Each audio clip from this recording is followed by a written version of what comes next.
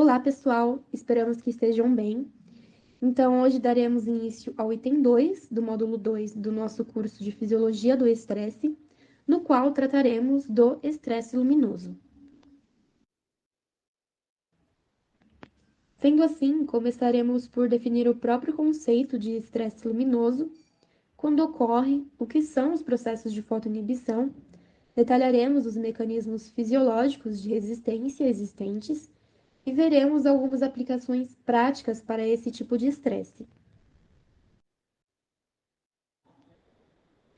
Bom, o estresse luminoso pode ocorrer quando plantas adaptadas ou aclimatadas à sombra são sujeitas à luz solar plena, ou seja, quando o excesso de alta intensidade luminosa absorvido pela planta supera a capacidade da sua maquinaria fotossintética de converter luz em açúcares. Os organismos produtores de oxigênio possuem dois fotossistemas, denominados fotossistemas 1 e 2, que operam em série para realizar as reações de armazenamento de energia da fotossíntese. E como podemos observar na figura, eles estão separados espacialmente na membrana do tilacoide. Em resposta à sombra, a maioria das plantas terrestres adiciona ao fotossistema 2 mais unidades de clorofila de captação de luz, aumentando assim o tamanho da antena, ou, em resposta, elas elevam o número de centros de reação do fotossistema 2 em relação ao fotossistema 1, o que aumenta a captura de luz e, portanto, a eficiência de energia. Sendo assim, o fotossistema 1 produz um redutor forte, capaz de reduzir o NADP+, como podemos observar, liberando ATP e NADPH, e ele produz também um oxidante fraco. Já o fotossistema 2 produz um oxidante muito forte, capaz de oxidar a água, e um redutor mais fraco do que aquele produzido pelo fotossistema 1. O redutor produzido pelo fotossistema 2, citado, reduz novamente o oxidante produzido pelo fotossistema 1. O centro de reação do fotossistema 2 é facilmente danificado e um dos efeitos que parece ser um fator importante na estabilidade do aparelho fotossintético é a fotoinibição, que ocorre quando o excesso de excitação que chega ao centro de reação do fotossistema 2 leva à sua própria inativação e dano. Então, a fotoinibição é um conjunto complexo de processos moleculares definidos como a inibição da fotossíntese pelo excesso de luz. Ela é reversível nos estágios iniciais, mas a inibição prolongada resulta em dano ao sistema, de tal modo que o centro de reação do fotossistema 2 precisa ser desmontado e reparado.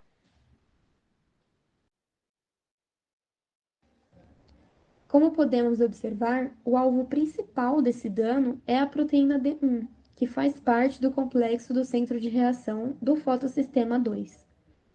Quando ela é danificada pelo excesso de luz, a proteína D1 necessita ser removida da membrana e substituída por uma molécula recém-sintetizada. Os demais componentes do centro de reação do fotossistema 2 não são danificados pelo excesso de luz, acreditando-se que sejam reciclados de tal modo que a proteína D1 é o único componente que precisa ser sintetizado. Assim, as características da fotoinibição na folha intacta dependem da quantidade de luz a qual a planta está exposta. Os dois tipos de fotoinibição são fotoinibição dinâmica e fotoinibição crônica. Sob o excesso de luz moderado, constata-se a fotoinibição dinâmica. Aqui, a produtividade quântica diminui, mas a taxa fotossintética máxima permanece inalterada.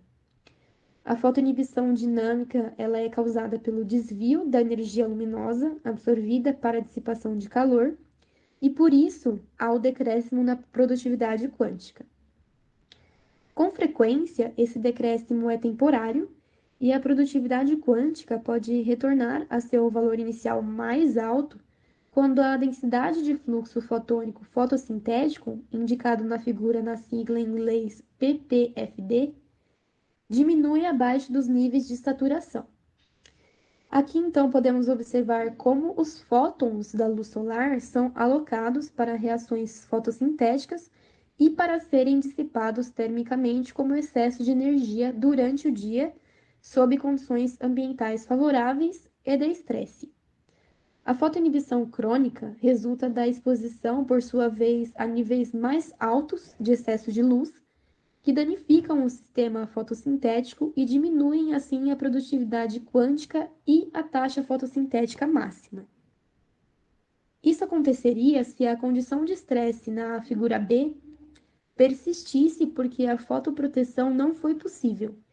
Então, a fotoinibição crônica está associada ao dano à proteína D1 do centro de reação do fotossistema 2 e, em comparação aos efeitos da fotoinibição dinâmica, os efeitos destas são de duração relativamente longa, persistindo por semanas ou até meses, e hoje reconhece-se que os decréscimos de curto prazo na produtividade quântica refletem mecanismos protetores, enquanto a fotoinibição crônica representa dano real ao cloroplasto, resultante dessa luz excessiva, ou de falha dos mecanismos protetores.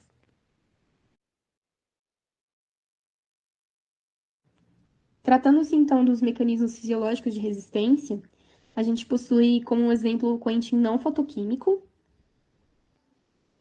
que é um dos principais processos que regulam a distribuição da energia de excitação para o centro de reação e pode ser considerado como um botão para ajuste de volume, digamos assim, que regula o fluxo de excitações para o centro de reação do fotossistema 2 em um nível aceitável, dependendo da intensidade luminosa, claro, e de outras condições. O processo parece ser uma parte essencial da regulação dos sistemas de antena na maioria das algas e plantas superiores, e o quentin não fotoquímico é como se fosse o quentin da fluorescência da clorofila por processos outros que não a fotoquímica. Como consequência desse quentin, uma grande fração das excitações no sistema de antena causadas pela iluminação intensa é eliminada por sua conversão em calor, e se acredita que o quentin não fotoquímico esteja envolvido, sim, na proteção da maquinaria fotossintética contra a superexcitação e o subsequente dano. Por isso, ele é indicado como um dos mecanismos fisiológicos de resistência da planta para o estresse luminoso. Nesse quentin não fotoquímico, a gente observa a presença de 3 carotenoides, chamados xantofilas, que estão envolvidos nesse processo e são a violaxantina, anteraxantina e zeaxantina.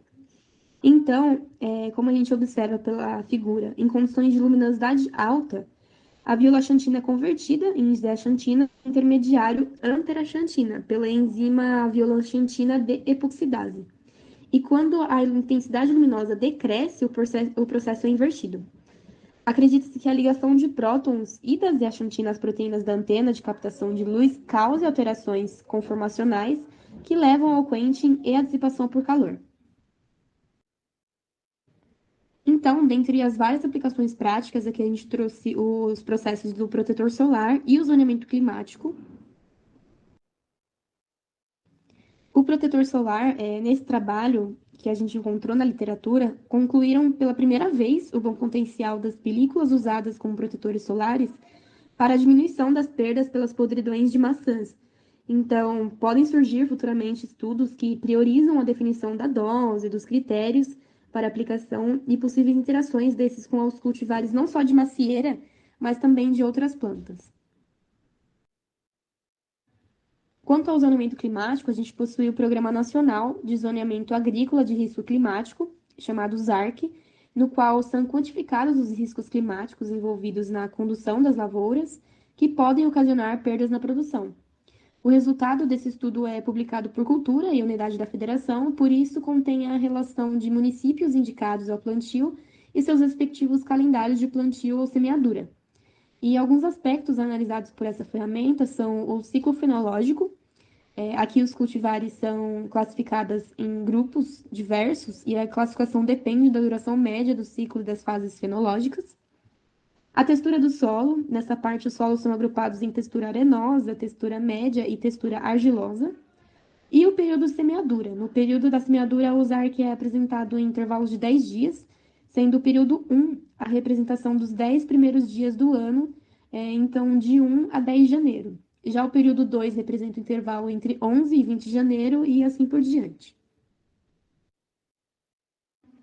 Revendo então alguns dos principais pontos vistos nessa aula, é importante ressaltar estes quatro, no qual o estresse luminoso pode ocorrer quando o excesso de alta intensidade luminosa absorvido pela planta supera a capacidade da sua maquinaria fotossintética de converter a luz em açúcares. Os organismos produtores de oxigênio possuem dois fotossistemas que operam em série para realizar as reações de armazenamento de energia da fotossíntese. A fotoinibição é um conjunto complexo de processos moleculares definidos como a inibição da fotossíntese pelo excesso de luz, e acredita-se que o coentim não fotoquímico esteja envolvido na proteção da maquinaria fotossintética vegetal contra a superexcitação e o subsequente dano da célula.